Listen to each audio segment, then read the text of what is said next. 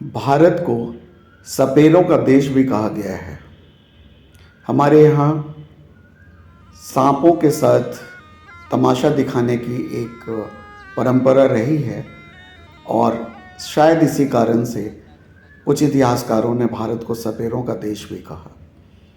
इस सांप के तमाशा के चक्कर में कई ऐसी कहानियाँ और भ्रांतियाँ लोगों के बीच फैल गई जो सर्पदंश से होने वाले मृत्यु को बढ़ाने का प्रमुख कारण बन गई। सांप के प्रजाति के बारे में, उसके व्यवहार के बारे में इतनी सारी भ्रांतियां हैं कि कहना मुश्किल है। खास करके सांप पे बनी हुई फिल्में, नागिन, नगीना, पता नहीं कितनी सारी फिल्में हैं, या टीवी सीरियल्स जिसमें नाग या नागिन को बदला लेने वाले जीव के रूप में बताया जाता है। आँखों में उसके हमारा फ़ोटो खिंच जाता है, इच्छाधारी नागिन, पता नहीं और कितनी ही भ्रांतियाँ हम लोगों ने पाल रखी हैं। ओझा गुनी से ठीक कर देंगे, ये और भी बड़ी भ्रांति है। तो आइए आज जानते हैं सर्पदंश के बारे में।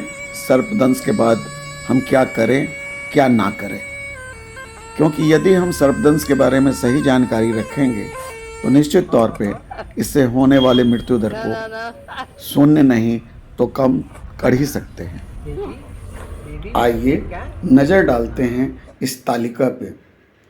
ये बताता है कि ऑस्ट्रेलिया में 85% सांप जहरीले हैं और वहाँ सर्पदंश से होने वाली मृत्यु शून्य है। अमेरिका में जहाँ 65% सांप जहरीले हैं वहाँ मृत्यु 9 है। और भारत जहाँ मात्र 15% सांप जहरीले हैं वहाँ 45,000 की संख्या है सर्पदंश से होने वाले मृत्यु की।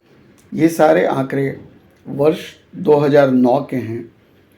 आगे भी स्थिति कुछ इससे बेहतर नहीं। ऐसा क्यों? देखिए, ऑस्ट्रेलिया में बच्चों को किस तरह इन सांपों के साथ, इन सरीसृपों के साथ अनुकूलन यानी उनके साथ उन्हें दोस्ताना व्यवहार करना सिखाया जाता है, जिससे ना सिर्फ वो उससे भय मुक्त हो सकें बल्कि उनके प्रति वो संवेदनशील भी हो सकें। भारत में पाए जाने वाले सांपों की प्रजाति में 5 ही प्रजाति अत्यंत जहरीली है, जिसमें नाग या गेहूमन, करैत, स्केल्ड वाइपर, रसेल वाइपर और पिट वाइपर।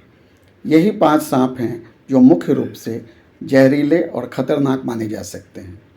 इनके पास एक विशेष तरह का दांत होता है जिसे हम फंग कहते हैं। जहर की ग्रंथि और जब ये होता है फंग हमारे शरीर में यानी मानव शरीर में या किसी जानवर के शरीर में प्रविष्ट कराता है तो उसके बाद वो मसल्स के दबाव के कारण वो जहर हमारे शरीर में डाल पाता है और इससे हमारी मृत्यु भी हो सकती है।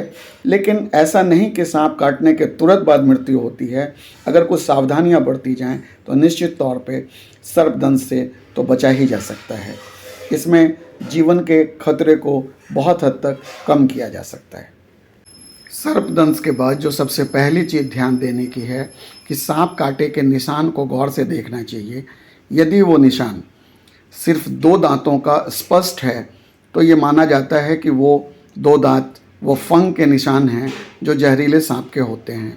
नहीं तो फिर नछोड़ने या छिछड़ाने जैसा अगर निशान हो तो वो सामान्यतया किसी जहरीले सांप का नहीं है और उससे हमें बहुत खतरा नहीं हो सकता है कोई। सर्पदंश के बाद कटे हुए स्थान को साबुन से धोएं। निशान की जांच करने के बाद कटे हुए स्थान को इमोबलाइज करने की कोशिश करें। जिस व्यक्ति को सांप ने काटा है उसे इस तरह लिटाएं कि संभव हो तो जिस अंग में सांप ने काटा है उसका स्थान हृदय से नीचे रखा जाए। घाव के ऊपर एक बैंडेज बांधें। ध्यान रहे बैंडेज बहुत ज़्यादा कस कर ना बांधें। सांत्वना दें, घबराहट ना हो, क्योंकि सर्पदंश में सबसे ज़्यादा मृत्यु हृदयाघात यानी हार्ट अटैक से होती है।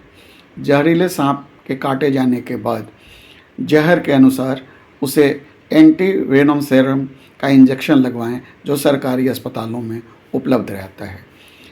इतना सब कुछ करने के बाद ये भी जानना ज़रूरी है कि हमें क्या नहीं करना चाहिए। किसी हालत में किसी मंत्र, तंत्र या तांत्रिक के झांसे में ना आएं। बर्फ़ या गर्म पदार्थ कटे हुए स्थान पर ना लगाएं। कटे हुए स्थान के ऊपर या नीचे रस्सी से ना बांधें यदि आप प्रशिक्षित नहीं हैं तो। किसी प्रकार का कोई चीरा ना लगाएं, क्योंकि संभव है कि आपके द्वारा चीरा लगाए जाने के कारण इतना खून बह जाए, कोई वेन या आर्टरी कट जाए कि उसके कारण उसकी मृत्यु हो जाए। घायल को खुद चलने से रोकें। शराब या नींद आने की दवा ना दें।